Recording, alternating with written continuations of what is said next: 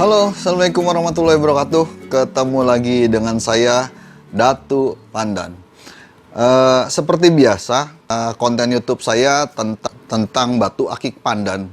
Kali ini yang akan saya bahas adalah, kali ini tema saya adalah tentang bagaimana batu akik pandan yang kita beli dengan harga murah meriah bisa menjadi juara kontes. Keren kan? Mungkin nggak hal ini? Kalau buat saya, mungkin. Dan buat teman-teman semua, itu juga mungkin. Bagaimana caranya? Yuk ikutin dari awal sampai akhir tentang tema bagaimana batu akik pandan kita yang murah meriah, yang bisa kita beli dengan harga murah, bisa menjadi juara di kontes pandan. Jangan lupa like-nya, subscribe-nya, karena ini akan membantu majunya channel tentang batu akik pandan dan membuat saya menjadi lebih semangat untuk membuat konten-konten tentang batu akik pandan.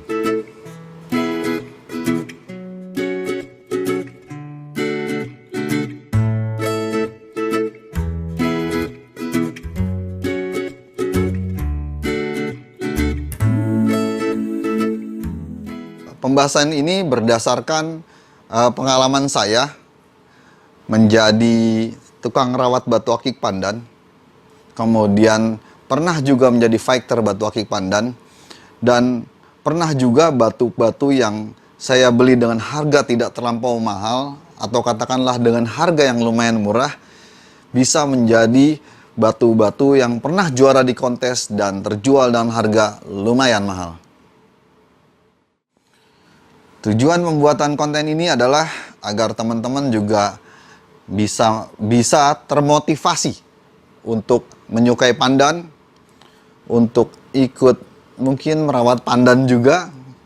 Kemudian ya sekali-sekali ketika pede, ketika percaya bahwa pandannya bagus, ya sekali-sekali bolehlah diikutkan kontes di kontes batu akik pandan.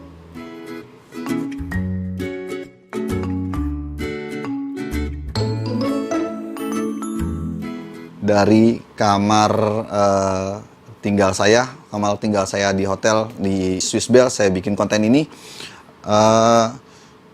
Ada satu pertanyaan, mungkin nggak hal ini terjadi? Mungkin nggak kita punya dari beli batu pandan yang harganya murah, kemudian batu itu bisa menjadi batu yang juara kontes, katakan seperti itu, dan mungkin bisa terjual dengan mahal? Mungkin nggak? Buat saya, mungkin. Caranya,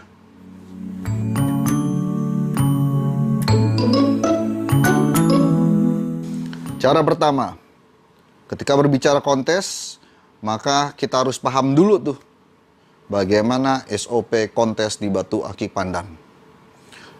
Kita harus wajib membaca SOP pandan, udah ada, diterbitkan oleh Pandan Lover.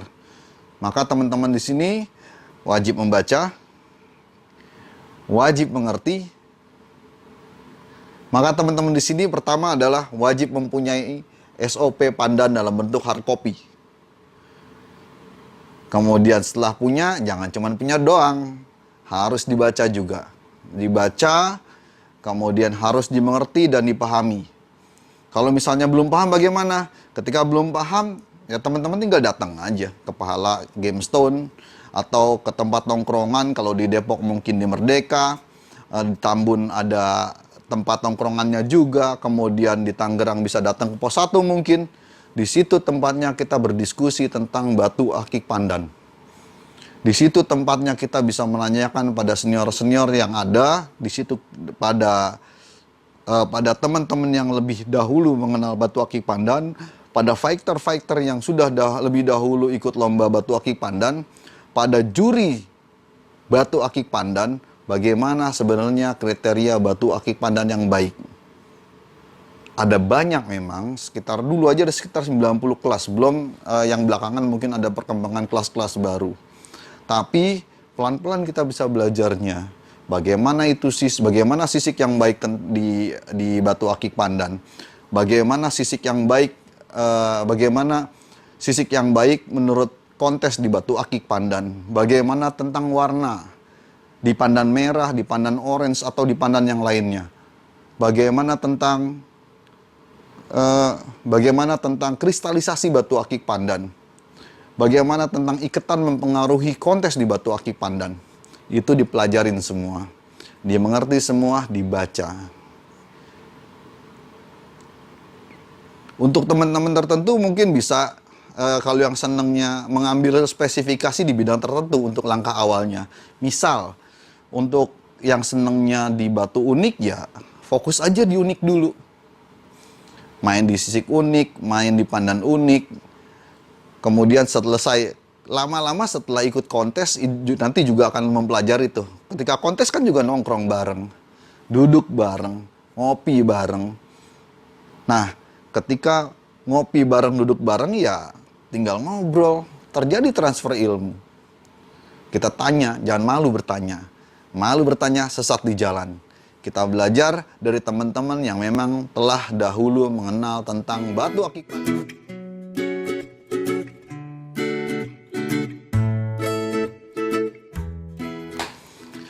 Kecepatan ya? Maklum, rada semangat. Oke, kita turunin dulu speednya. Yang langkah kedua adalah dengan cara sering-sering hunting ke pedagang batu akik pandan. Atau sering-sering hunting juga ke teman-teman di lingkungan, teman-teman tongkrongan batu akik pandan. Entah itu di daerahnya masing-masing atau kadang-kadang menclok lintas daerah. Saya garis bawahi, sering-sering hunting ke pedagang batu akik pandan. Kalau saya bilang di sini mungkin ke Rawabening langsung. Sering-sering ke Rawabening. Ngiter, hunting. Di situ kita bisa cari batu-batu akik pandan. Kalau bisa ya, kalau dulu saya bicaranya dulu, di mana pedagang batu akik pandan di Rawabening masih belum terlalu paham tentang batu pandan yang baik seperti apa, batu pandan yang bisa buat kontes seperti apa. Kita tuh sering hunting, kemudian kita dapetin pandan yang lumayan bagus dengan harga murah, dan kita prediksi itu bisa untuk diikutkan kontes dan juara. Akan tetapi sekarang ya agak susah karena memang pedagangnya sendiri sudah lebih mengenal tuh, udah tahu mana batu akik pandan yang lumayan bagus dan mana ya batu akik pandan yang bisa dijadikan kontes. Akhirnya harga batu akik pandan lumayan tinggi gitu. Tapi saran saya jangan pernah menyerah untuk teman-teman pecinta pandan untuk tetap hunting batu akik pandan, karena saya yakin ketika sering muter, sering ngider, mungkin pasti kita akan dapat hasil menemukan batu akik pandan dengan harga yang tidak terlalu mahal, tapi kualitasnya lumayan bagus dan bisa diikutkan kontes di batu akik pandan. Tips yang bisa saya berikan adalah coba perhatiin deh di Rawabening. Mungkin kalau untuk teman-teman yang udah sering ke Rawabening ya lebih paham. Kalau yang belum mungkin ya dipelajarin aja. Mana pedagang yang menjual barangnya dengan harga murah tapi kualitasnya lumayan. Mana pedagang yang menjual harganya dengan harga lumayan mahal tapi kualitasnya lumayan juga. Yang kita cari yang pertama. Yang harganya lumayan murah tapi kualitasnya lumayan. Itu kunci penting. Kunci penting selanjutnya adalah coba pelajarin juga deh, perhatiin. Ada beberapa pedagang yang gak terlalu menjadi langganan teman-teman pecinta pandan. Jadi kalau yang udah biasa menjadi langganan teman-teman pecinta pandan, itu pandannya biasanya harganya mahal, ketika bagus, ketika harganya relatif murah, kualitasnya juga kurang. Tapi kalau yang nggak jadi langganan teman-teman tuh kadang-kadang saya perhatiin, wah ini lebih murah ini. Ini teman-teman pandan jarang hunting ke sini, jarang jadi tempat tongkrongan, harganya bisa jadi lebih murah gitu. Bisa jadi kita dapetin pandan-pandan yang lumayan bagus gitu. Soalnya ketika sudah jadi tongkrongan, pedagang pandan sudah menjadi tongkrongan, kalau saya perhatiin ya tinggal cepet-cepetan tuh sama teman-teman pandan yang lain. Biasanya malah kalau misal ini ya, kalau ada pandan yang bagus ya yang prioritas teman-teman langganannya mereka gitu. Jadi nggak ada salahnya juga buat teman-teman semua pecinta pandan, keliling aja, cari, pelajarin, ketemu pandan yang lumayan bagus, diperkirakan bisa untuk lomba batu akik pandan, beli gitu. Tapi kalau misal kira-kira udah harganya mahal, kemudian kualitasnya memble, ya mendingan pada saat itu nggak usah beli. Kita keep dulu, kita simpen dulu duitnya sambil kita hunting sampai dapat yang top. Masih seputar hunting, masih seputar mencari batu akik pandan. Untuk kontes ada kelas-kelas khusus yang memang kalau teman-teman hunting itu bisa dapat dengan harga murah, tapi kualitasnya lumayan. Untuk kelas-kelas seperti pandan unik, sisik unik, itu kalau hunting, bahkan katakanlah kalau di meja, di piring hunting, kita sering-sering hunting dan sering-sering hunting, sering-sering cari, kemudian kembangkan imajinasi untuk pandan unik dan sisik unik. Kita bisa dapat harga yang nggak terlampau mahal, tapi kualitasnya lumayan dan bisa dijadikan bahan kontes. Ketika menang, pasti teman-teman dapat jual harga batu pandan itu dengan harga lebih tinggi ke kolektor tentunya.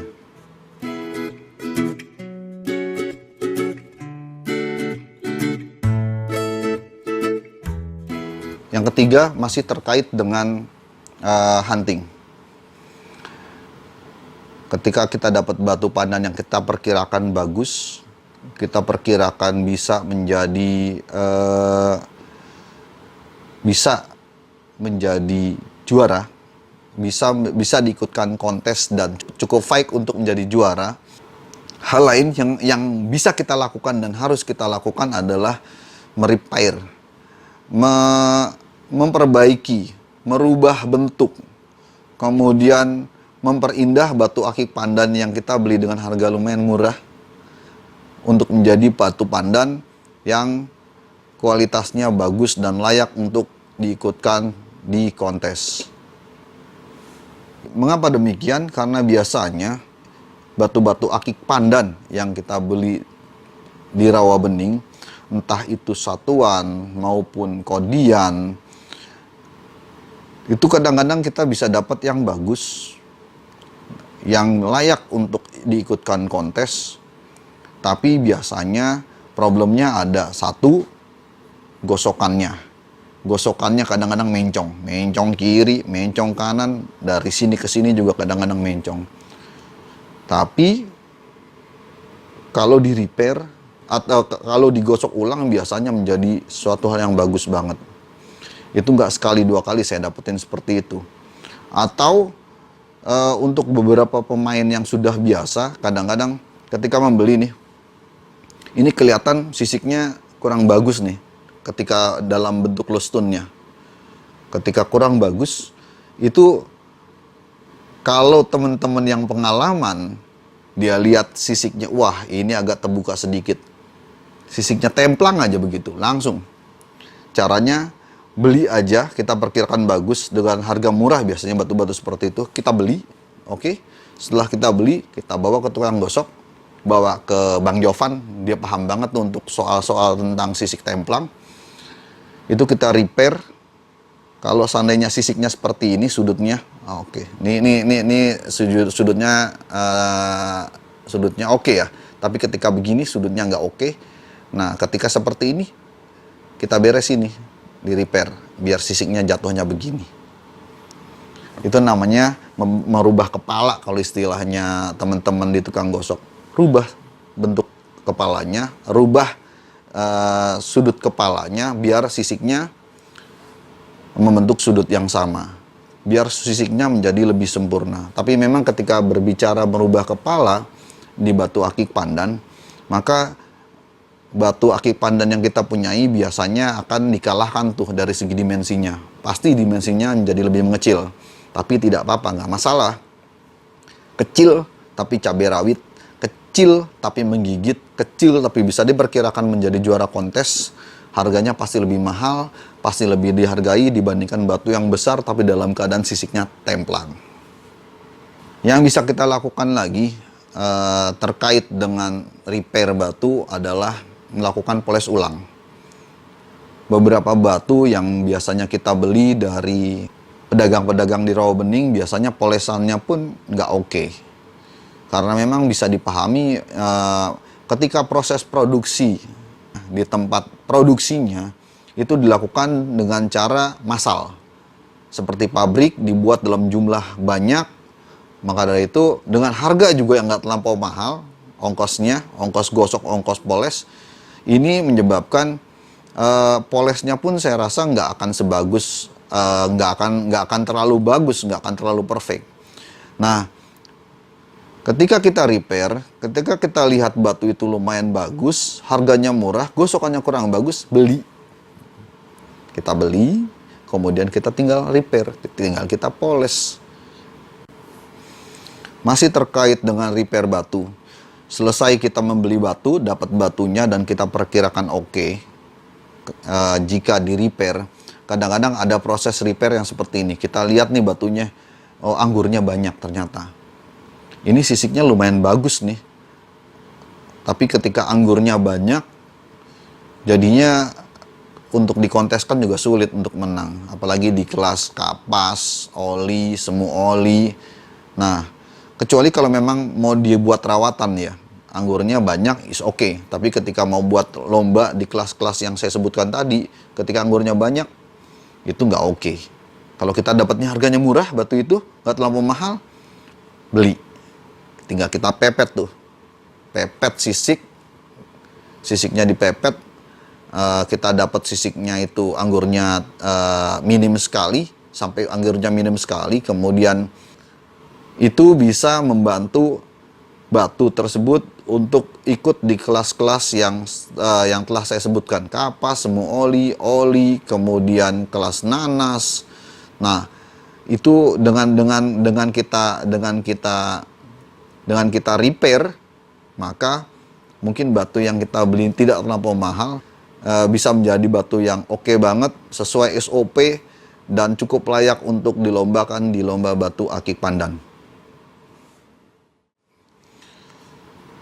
Terkadang kita juga sering menjumpai batu ketika hunting, ada batu yang harganya nggak terlampau mahal, tapi ada sedikit cacat. Entah itu ada druzinya di satu sisi, kemudian belang warnanya, kemudian sisiknya nggak karuan di satu sisi. Itu kita kadang-kadang dapat hal yang seperti itu. Kalau untuk yang pengalaman, yang paham tentang SOP kontes, yang paham tentang cara merepair batu dan menjadikan batu itu menjadi lebih mahal, itu biasanya dibeli. Biasanya harganya juga nggak terlampau mahal. Selesai dari situ, kita bawa ke tukang repair. Bagian yang kita anggap kurang bagusnya itu bisa dihilangkan. Misal jika ada di bagian ujung bawah, katakanlah di ujung bawah sini ada apa ya? Ada sisiknya nggak rata lah. Di sini proses sebelah sini, yang sebelah sini sisiknya bagus banget rata. Tapi yang di ujungnya nggak rata, ya tinggal benerin aja. Tinggal perkecil sedikit, maksimalin. Jika bagian bawahnya yang tidak maksimal, ada sisik yang kadang-kadang kemana-mana, ngejelepat atau segala macam, kemudian atau ada druzi di bagian bawahnya, papras bawahnya, sampai batas yang maksimal buat dia. Begitu juga ketika di bagian atas. Biasanya di bagian atas kita temunya sisik-sisik yang jigrak. Kita perkirakan ketika jigraknya dipapas sedikit sampai di batas jigraknya tidak ada, sisik yang lainnya diperkirakan maksimal, ya itu. Itu fungsi kita sebagai pecinta pandan untuk bisa memaksimalkan batu akik pandan yang ada, dan mudah-mudahan kita bisa beli dengan harga yang tidak terlampau mahal. Kalau memang oke, kita bisa ikutkan lomba dan kembali. Ketika dia juara, harganya akan naik.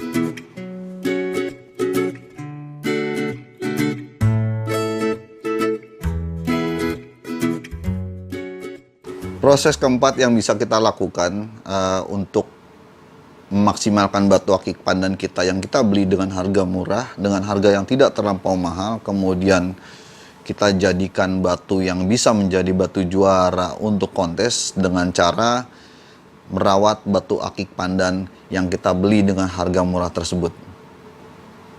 Merawat batu akik pandan yang kita beli tersebut, katakanlah dari kapas, kemudian kita rawat. Kalau di kapas dia nggak juara, katakan seperti itu karena sisiknya memang belum maksimal. Kemudian kita rawat jadi semu lumut atau lumut. Warnanya naik dengan bagus. Warnanya naik dengan maksimal, katakanlah bisa menjadi lumut lawas.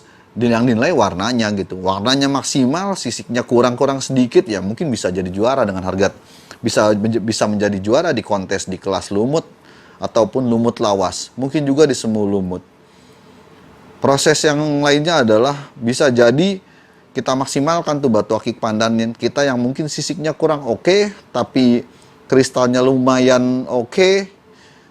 Kemudian kita rawat, kita jadikan batu akik pandan kita proyeksinya untuk menjadi bebas lawas.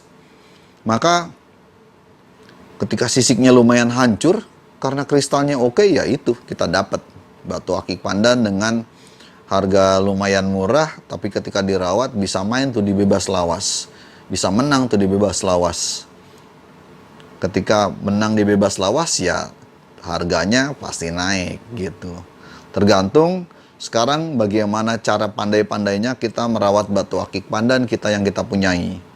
Tapi jangan pernah berharap untuk merawat secara instan gitu. Saya sarankan hal ini karena pengalaman saya merawat batu akik pandan ya nggak sebentar. Buat saya, buat teman-teman yang lain sih nggak tahu kalau memang dia bisa merawat dengan proses yang lebih cepat. Ya setiap orang punya cara, punya teknik masing-masing untuk merawat batu akik pandannya gitu. Untuk perawat-perawat batu akik pandan yang handal, makanya ketika mereka membeli bahan mentahnya, biasanya harganya tidak terlampau tinggi, kemudian dia rawat dengan sabar, laten, dengan tips-tips tertentu yang dia punyai juga, ya dia bisa prediksikan ini batu larinya mungkin akan kita ikutkan lomba di kelas lumut, atau di semu lumut aja udah bisa main, atau mainnya di lumut lawas, atau dia memang diproyeksikan untuk kelas bebas lawas, betok lawas. Nah, ini yang membuat batu akik pandan yang mungkin kita hunting dan beli dengan harga lebih murah atau harga yang murah, tidak terlampau mahal, ketika juara, kita bisa jual dengan harga mahal. Yang saya bicarakan ini bukan omong kosong, bahkan saya pun pernah merasakan bagaimana batu yang saya beli dengan harga yang tidak terlampau mahal, dengan harga yang mungkin sekalian saya buka di sini dengan harga kodian, saya beli kodian, tapi batu-batu tersebut pernah menjadi juara di batu akik pandan kelas-kelas tertentu yang memang berbasic kelas rawatan di batu akik pandan. Oke, demikian yang bisa saya sampaikan tentang bagaimana membuat batu akik pandan yang kita beli dengan harga yang tidak terlampau mahal, harga yang murah, tetapi bisa menjadi batu akik pandan yang diikutkan kontes dan menang tentunya, dan akhirnya bisa dijual dengan harga yang lumayan mahal. Oke, sekian dulu dari saya, teman-teman semua. Semoga bermanfaat. Jangan lupa di-subscribe kalau memang ini memberikan kebaikan, kalau hal ini memberikan kebaikan dan manfaat buat teman-teman semua. Akhir kata saya ucapkan Assalamualaikum warahmatullahi wabarakatuh. Salam pandan selalu di jari.